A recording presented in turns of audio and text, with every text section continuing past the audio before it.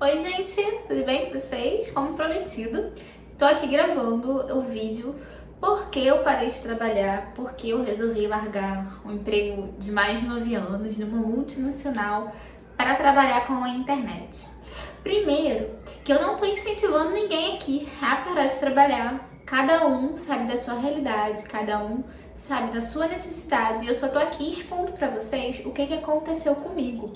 Porque eu não parei de trabalhar apenas por parar de trabalhar, por não gostar do trabalho. Vou contar a história pra vocês e vocês vão entender que eu estive realmente doente.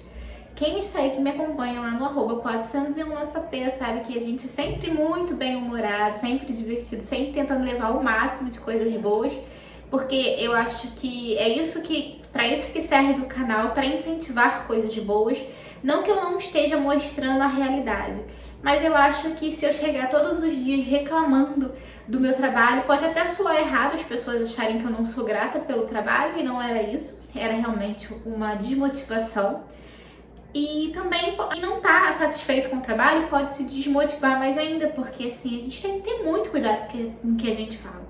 E as nossas palavras podem influenciar positivamente ou negativamente, sendo influenciador ou não. Por que eu parei de trabalhar? Para quem não sabe, eu trabalhava com telecomunicações há mais de 9 anos numa empresa multinacional. Eu já tinha recebido 2 vezes promoções ao longo desses 9 anos, né, todos esses anos. Só que eu estava 4 anos na mesma função, com a mesma equipe, no mesmo setor, fazendo a mesma coisa por 4 anos. E isso vai gerando uma série de desmotivação, porque você imagina, não existe mais nenhuma dificuldade, se você já conhece, fazer todos os trabalhos. Então, sabe aquela sensação de que estava vivendo por viver? Eu estava exatamente assim. Eu estava um robô no automático, entre acordar e trabalhar, checar os e-mails, fazer um plano de controle, fazer um relatório, enviar, atender telefone, sair para almoçar, voltar, cumprir o relatório, acompanhar as atividades. Eu era um robô. Eu já tinha o meu dia praticamente esquematizado, todas as dificuldades que vinham a aparecer eu já sabia até como resolver. Inclusive, eu era muito elogiada por conta disso. E quando me elogiavam, eu falava assim, bom, se eu estou há 4 anos na mesma função, se eu não tiver um plano de controle, uma contingência para poder dar o resultado que vocês esperam, se eu não estivesse trabalhando com tanta eficácia, vocês não tinham que me elogiar, vocês tinham que me mandar embora, porque há 4 anos sem saber fazer, então realmente a coisa devia estar errada. É muito comum isso em muitas empresas. As empresas, elas não têm um plano de carreira. E aí o funcionário acaba ficando realmente desgastado, desmotivado, sem desafios. É óbvio que precisa haver uma rotina, mas há 4 anos fazendo a mesma coisa, eu já não tinha mais vontade. Eu só ia trabalhar, eu acordava para ir trabalhar só porque eu tinha contas para pagar. Acredito que isso é a realidade de muitas pessoas, mas você trabalhar com o que você não gosta é muito ruim. Começou a me tirar o sono. De domingo para segunda, então, era batata. Eu não dormia. Eu ficava acordada de um dia para o outro, e aí eu fui começando a prestar atenção que eu estava tendo alguns comportamentos que normalmente eu não tinha. E aí foi passando os meses e eu tendo essas insônias, sempre ia trabalhar virada na segunda-feira. O meu principal gatilho aos domingos era a música do Fantástico. Quando tocava a música do Fantástico, que a ficha caía, que no outro dia eu ia precisar ir trabalhar com uma coisa que eu não queria trabalhar, mas que eu tinha os meus compromissos para honrar com a empresa e com a minha casa, né, com o meu nome, minhas contas, as minhas finanças, tudo que envolve o trabalho, porque não é só o nosso trabalho, né, envolve a nossa vida inteira. Era a minha principal fonte de renda. E eu comecei a apresentar crises de ansiedade, falta de ar, insônia, perda de apetite, crises de choro. Até um dia que eu tive um pico de estresse muito grande no trabalho. Fui parar na emergência com a minha pressão elevada, altíssima. Chegando lá, eles viram que eu tive, né, uma crise de ansiedade, e aí travou meu pescoço, as minhas costas travaram inteira. Eles me deram miosana veia, eu fiquei lá, fiquei totalmente apagada. À medida que eu fui recuperando, eu tive alta, vir para casa no mesmo dia e fiquei afastada por mais uns dias até eu me recuperar. E aí eu não sabia, mas eu tava doente. E aí eu fui diagnosticada com a síndrome miofascial. não sabia, né? Mas aí eu realmente estava doente. Voltando desse afastamento, que durou uns 5 dias, eu, como tinha um bom relacionamento com a minha chefia, eu praticamente implorei para que eles fizessem um acordo ou me desligassem. Porque num acordo, pelo menos, eu teria, né, os 60%, aonde eu poderia iniciar, empreender, começar a vender qualquer coisa que fosse. Nessa altura, né, da minha vida, o Instagram, ele já tinha quase 100 mil seguidores e eu já fazia alguns trabalhos com publicidade. Porque aqui no YouTube, os vídeos, quando eles alcançam uma determinada hora, né, o canal alcança uma determinada hora de pessoas assistindo, ele é monetizado.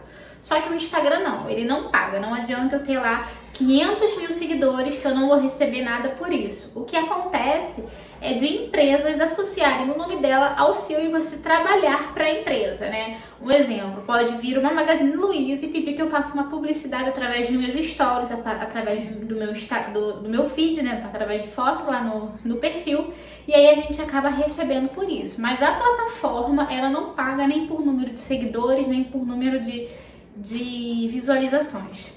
Porém, seria uma coisa incerta, porque tem mês que realmente tem campanha, né, que a gente chama de campanha quando tem esses trabalhos de publicidade, mas tem mês que pode não ter. E eu precisava de uma renda fixa, porque eu tinha os meus compromissos para continuar seguindo. Por isso que eu e o Júnior, meu marido, a gente estudou muito, se planejou muito, porque a gente viu que chegava uma hora, eu precisaria parar de trabalhar. Porque não estava dando mais. Só que apesar de ter conversado com os superiores lá na empresa, explicado o que estava acontecendo, a resposta sempre foi não. Como eu falei, assim, eu sempre fui muito elogiada. Então, para eles não tinha uma coerência em desligar um bom funcionário. Inclusive, houve uma reestruturação na empresa, muita gente foi mandada embora e apesar deles saberem que eu queria, né, ser desligada, eles não me desligaram. Isso aumentava ainda mais as minhas crises de ansiedade e ainda mais a minha desmotivação. E foi depois disso que a gente viu que não teria mais alternativa, que eu ia ter que pedir demissão, abrindo mão de tudo. E aí que a gente começou a realmente se planejar, né, poupar, porque uma hora viria o meu pedido de demissão. Isso ficou mais uns 6 meses, mais ou menos uns 6 meses, a gente se programando, poupando, pensando na hora que eu pararia de trabalhar para começar a me dedicar somente ao Instagram, ao YouTube, para eu poder ter a minha própria fonte de renda e finalmente fazer o que eu queria, né? Que é empreender, não ter mais chefe, trabalhar para eu mesma. O tempo foi passando, veio o carnaval.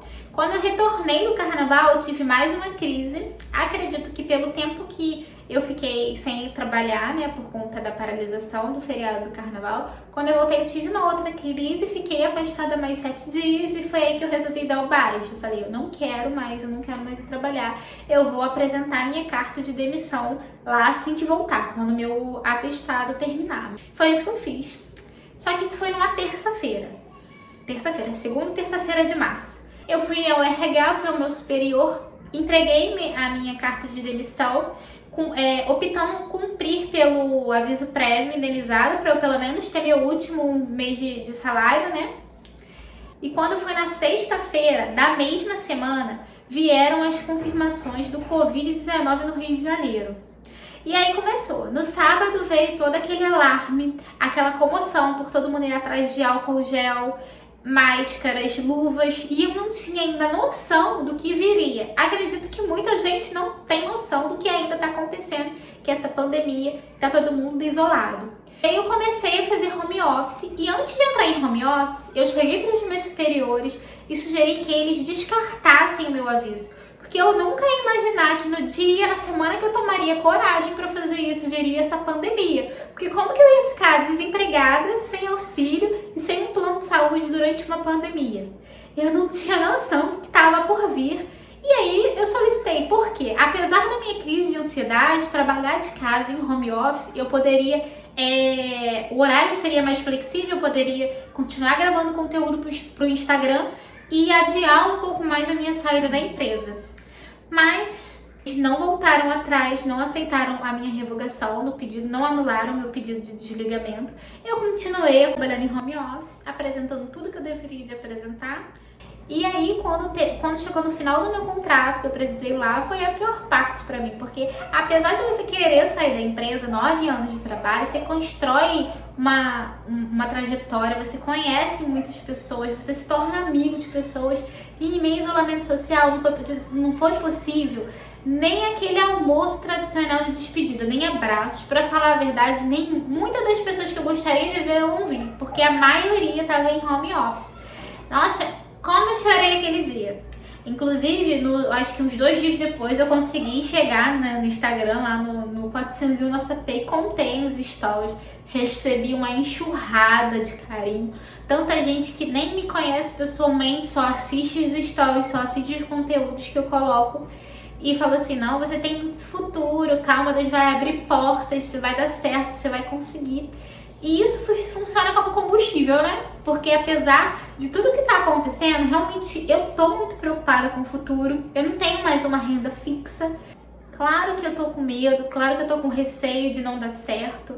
Claro que eu tenho medo do que pode vir a acontecer amanhã, desse isolamento social ser adiado por mais dias, de faltar recurso aqui pra gente financeiramente.